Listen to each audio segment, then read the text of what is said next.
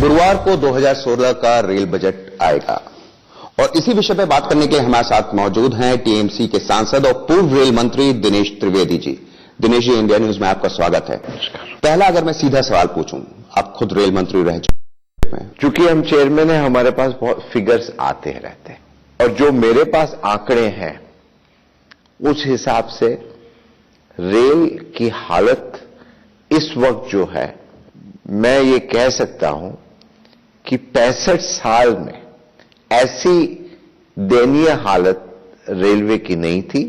इस बजट में आपने मुझसे पूछा कि क्या उम्मीद है, तो मेरी उम्मीद ये होगी कि दो चीजें। एक तो आप देशवासियों को कहिए कि ये परिस्थिति है।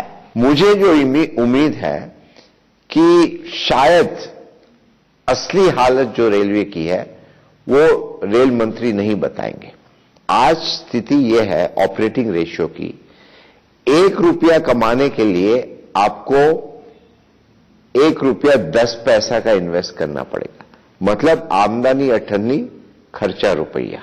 आपको उम्मीद नहीं है कि प्रभु जी जो हैं रेलवे मंत्री वो एग्जैक्ट हालत बताएंगे और आंकड़ों के साथ खेल लेंगे, पर जो माली स्थिति अगर इतनी बुरी है, आप खुद रेलवे मंत्री रह चुके हैं, तो उसको सुधारने के लिए क्या किया जा सकता है? आपने अपने समय में क्या कोशिश की और ये दूसरा बजट आएगा रेलवे, इनको क्या करना चाहिए? देखो, कुछ चीज को यदि सुधारनी है ना, पहले तो हम लोग को रेलवे को पॉलिटिक्स के बाहर ले जाना है। तो हम उस कंपटीशन में कभी नहीं जाएंगे कि यूपीए ने ये किया, एनडीए ने ये किया। अब यूपीए भी यदि चाहती तो रेलवे जिस प्रकार से चल रही थी उस प्रकार से चलने देती। यूपीए ने भी रेलवे को डिरेल कर दिया। मतलब पूरी दुनिया में ऐसा नहीं होता है कि आपने बजट पेश किया और मंत्री को हटा दिया। तो मतलब हर एक सरकार ने, मैं ये कह सकता हूं कि रेलवे के साथ खिलवाड़ किया है। रेलवे को एक पॉलिटिकल टूल बनाया है कि अच्छा आप हमको सहयोग देंगे तो हम आपको रेलवे मंत्रालय देंगे। जैसे रेलवे मंत्रालय कोई दक्षिणा या दान या ब्राइबरी हो गई तो रेलवे ट्रैक पर आ सकती, बशर्ते ये है इसको आप पॉलिटिकली मत यूज कीजिए और कहिए देशवासियों को ये हालत है और हमको ये रास्ते करने हैं। आपको लगता है कि किराया बढ़ाया जाएगा? हालांकि आप कह रहे हैं कि प्रभु जी ऐसा नहीं कर पाएंगे। ये पहली बार हुआ है कि 2 साल से एक मोनोपोलिस्टिक ऑर्गेनाइजेशन इंडियन रेलवे, वहां आपको और आपके दर्शक को सुनकर ताज्जुब होगा कि पैसेंजर की तादाद कम हो गई है और रेल के किराए इतने बढ़ गए कि अब वो आदमी समझता है कि हम बस में जाएंगे तो भी वही है और बस में जाने से हमारा समय भी बचेगा, हमको कंफर्ट भी मिलेगी और सेफ जर्नी भी होगी। पर पिछले बजट में जो है कोई नई ट्रेन नहीं चलाई गई और किराया जो है डायरेक्ट नहीं बढ़ाया गया अगर देखा जाए तो। इस बजट में क्या आपको संभावना है? किराया इतना बढ़ाया, आप देखिए तत्काल नहीं, दूसरे मद से जो है पैसा वो लिया करना चाहिए ना। आपको सीधा सीधा कहना चाहिए। मतलब आप क्या समझते हैं कि रेलवे सिर्फ जो आदमी पैसा दे सकेगा, पैसे वालों के लिए तत्काल में कौन जाता है? एक गरीब आदमी तत्काल में जा सकेगा? वो नहीं जा सकेगा। तो मतलब आप सेग्रीगेट कर रहे हैं। तो वो तो आपके टाइम में भी तत्काल बहुत कम कर दिया था। यहां तत्काल अब 30% तत्काल हो गया। आज रेल को जरूरत है लाखों करोड़ों रुपए की। नहीं तो वो कैसे वो पैसा आएगा? आप कह रहे हैं किराया बढ़ाया नहीं जाएगा, उसके कई पॉलिटिकल रीजंस भी आपने गिना दिए हैं। तत्काल और इन सब से जो इनडायरेक्ट तरीके से बढ़ाया भी गया है उससे कोई बहुत ज्यादा फायदा नहीं हो रहा है। तो आप खुद रेलवे मिनिस्टर रहे हैं और स्टैंडिंग कमेटी के चेयरमैन है रेलवे की जो है, तो कैसे माली हालत सुधारी जा सकती है? पहले क्या है कि आपको रोग को पकड़ना पड़ेगा कि इसकी आवश्यकता है। आप यदि कहेंगे कि हम लोन लेकर 9% ब्याज देकर रेल को चलाएंगे तो दुनिया में ऐसे कोई रेल नहीं है जो 9% ब्याज देकर चला सकते। पहले आपको समझना पड़ेगा कि रेल की ताकत क्या है। रेल की ताकत यह है कि आपकी जो इकोनॉमिक डेवलपमेंट होता है ना, उसमें 2.5% जीडीपी में वो इजाफा कर सकती है, जीडीपी के 2.5% ऐड कर सकती है। पहले तो ये बात समझनी पड़ेगी। दूसरी बात ये भी समझनी पड़ेगी कि रेलवे में सरकार को इन्वेस्ट करना पड़ेगा और वैसा इन्वेस्ट करना पड़ेगा जिसमें सरकार को डिविडेंड नहीं मिलेगा। जैसे आप रास्ते बनाते लॉन्ग टर्म, जैसे आप गांव के रास्ते बनाते हैं, अब आप कहते हैं स्मार्ट सिटी, स्मार्ट सिटी में भी इन्वेस्ट करते हैं कि नहीं? आप स्कूल कॉलेज इन्वेस्ट करते हैं कि नहीं? अस्पताल में इन्वेस्ट करते हैं कि नहीं? तो रेलवे एक आपका बेसिक इंफ्रास्ट्रक्चर है, उसमें आज इन्वेस्ट करेंगे तो 10 साल बाद उसको आपका फायदा मिलेगा, कल नहीं मिलने वाला है, 5 साल बाद भी नहीं मिलेगा, 10 साल लग जाएंगे कम से कम। तो आपको तो पहले यह समझना पड़ेगा कि रेल में खर्चा नहीं, इन्वेस्टमेंट है। तो किस तरह से इन्वेस्ट करें, क्योंकि तमाम पिछले बजट में बातें हुई कि वाईफाई हो जाएगा, बिल्कुल सफाई के ऊपर इतना ध्यान दिया जाए, पर चीजें बदली नहीं, रेलवे वैसे ही चल रहा है। देखिए जो वाईफाई वगैरह है ना, कॉस्मेटिक्स है। आज रेलवे को ये चाहिए कि आपके रोजाना 20 लोग बंबई के ट्रैक में रोज मरते हैं। आपको पहले ये आपकी रिस्पॉन्सिबिलिटी है कि एक व्यक्ति रेल के हादसे से ना मरे। आपको चाहिए कि जो रेल के जो ट्रैक्स है ना, उसको इतना मजबूत करें कि इसी इंफ्रास्ट्रक्चर में ज्यादा से ज्यादा माल ढो के ले जा सकते हैं। आपको टोटल चीज को यह समझना पड़ेगा कि आपका काम है नई लाइन बिछोना, नई ट्रेन देना। यदि आप रेल मंत्री बोलते हैं कि हम नई लाइन नहीं देने वाले, हम नई ट्रेन नहीं लेने वाले, तो रेल मंत्री और मंत्रालय की आवश्यकता क्या है? आज जो बक्सर का आदमी है या जो एकदम दूर दराज में बिखरा हुआ, जहां नक्सल वगैरह होते हैं, वो क्यों होते हैं? क्योंकि आप उसको डेवलपमेंट नहीं देते हो। और रेल अपने आप में समझती है कि हमें कमर्शियल ऑर्गेनाइजेशन नहीं चल सकती है रेल में, क्योंकि हर रेल, दुनिया की कई रेलवे देखिए, चाहे वो स्विट्जरलैंड हो, चाहे वो जापान हो, चाहे वो चाइना हो, सरकार रेल लाइन बनाती और फिर उस पर डिविडेंड नहीं मांगती, चलाती है उसको शायद प्राइवेट कंपनी या जो भी कहिए, मगर उसका इंफ्रास्ट्रक्चर का इन्वेस्टमेंट सरकार को ही करना पड़ेगा, डीकंजेस्ट करना पड़ेगा, स्पीड बढ़ानी पड़ेगी, आपकी माल ढोने की कैपेसिटी बढ़ानी पड़ेगी। तो जिसको कहते हैं इकोनॉमी ऑफ लार्ज स्केल, वो आपको इकोनॉमी लानी पड़ेगी और रेल के कर्मचारी सब जितने भी है सक्षम है इस बात। आप ही की तरफ पूर्व रेल मंत्री लालू यादव जी ने कहा कि ये जर्सी गाय है। बिल्कुल रेलवे, बिल्कुल, पर उन्होंने सीधे तौर पे कहा कि ये सरकार जो है इसको जर्सी गाय को धोना ही नहीं आया। लालू जी ने बहुत फतेह की बात कही है कि ये जर्सी काव है और इस जर्सी काव को आप मार डाल रहे हैं। यदि ये जर्सी काव मर गई तो आपकी पूरी इकोनॉमी खत्म हो जाएगी। और ये बात भी आपको समझना होगा कि आज आपको आवश्यकता है कि इंफ्रास्ट्रक्चर को जो चरमरा गया है उसको फिर से ट्रैक में लाए, नहीं तो आने वाले दिनों में आपको लोन लेना पड़ेगा कर्मचारियों को सैलरी देने के लिए।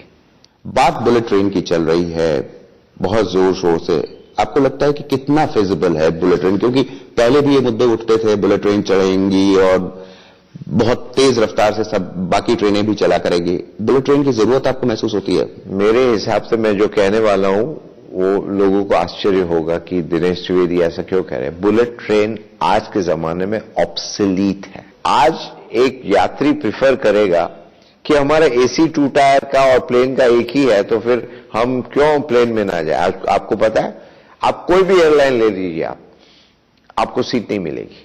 बुलेट ट्रेन की बात हम इसलिए जिक्र कर रहे हैं कि बुलेट ट्रेन की लाग आप बोल रहे 1 लाख करोड़, अहमदाबाद टू मुंबई। अब अहमदाबाद मुंबई में कौन ट्रैवल करते हैं? इतने अच्छे रास्ते हो गए, इतनी सारी फ्लाइट्स हैं, कौन जाने वाला है बुलेट ट्रेन में? और बुलेट ट्रेन का आपका जो भाड़ा है ना, वो एसी फर्स्ट क्लास से 3 गुना होगा। बुलेट ट्रेन मेरे हिसाब से आपको पहले देखना है कि आज गरीब किस प्रकार से रेल में सफर करता है, उसके बाद बुलेट ट्रेन की बात सूझिए। और बुलेट ट्रेन प्राइवेट सेक्टर ही कर सकता है। आप बुलेट ट्रेन में जो पैसे जापान से लोन ले रहे हैं, उसका मतलब ये नहीं कि आपको वापस नहीं देने, 30 साल बाद वापस देंगे। और ज्यादातर इसमें फायदा होगा जापान को, क्योंकि वही मैन्युफैक्चरिंग ड्रीम प्रोजेक्ट है। भैया ड्रीम प्रोजेक्ट है, जब तक आपको पता नहीं है तब तक आपको ड्रीम प्रोजेक्ट है, मगर जब हकीकत पता चलती है तब ये एक इशारा होता है कि ये गरीबों के लिए नहीं है।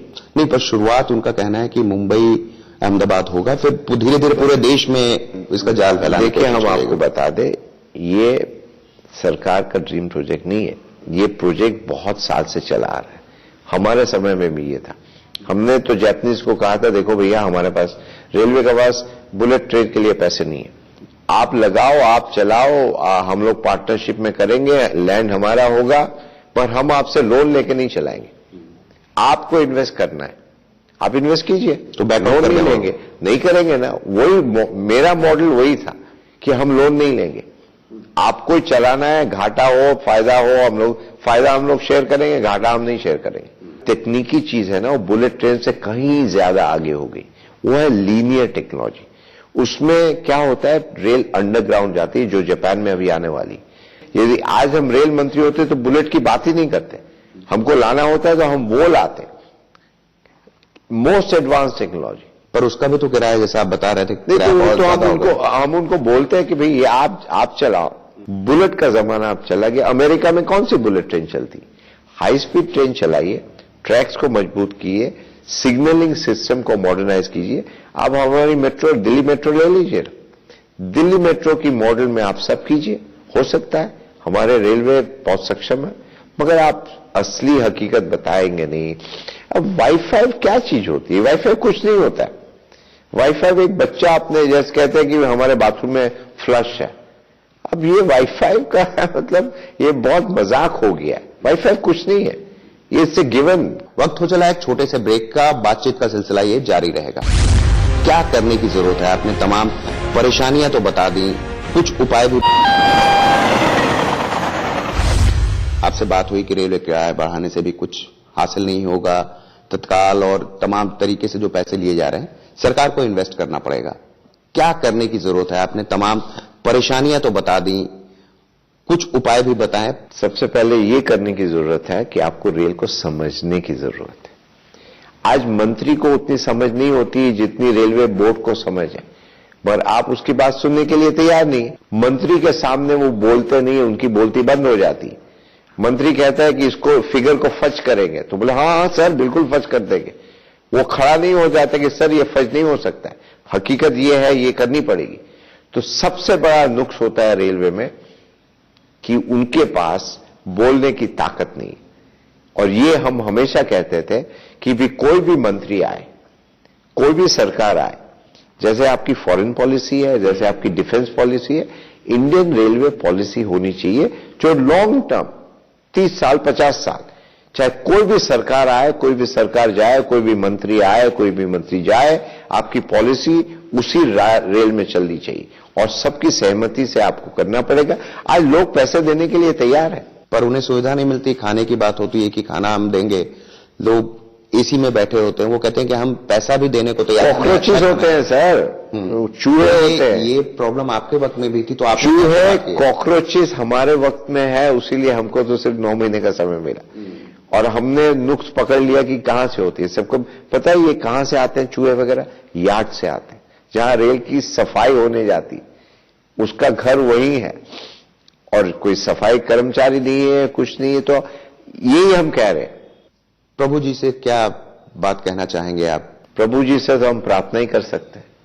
प्रभु जी को समझाना बड़ा मुश्किल होता है, उनके साथ से प्रार्थना ही कर सकते हैं कि ये प्रभु इस देश में ऐसी रेल दे जो गरीब तबके का आदमी अपनी मंजिल तक सुरक्षित पहुंच सके। आपकी कोई बातचीत हुई प्रभु जी से? या प्रभु हमारे बहुत अच्छे दोस्त हैं, पर जब से मंत्री बने हैं उनको सुझाव की जरूरत नहीं है, तो हमसे तो उस प्रकार बात नहीं करते।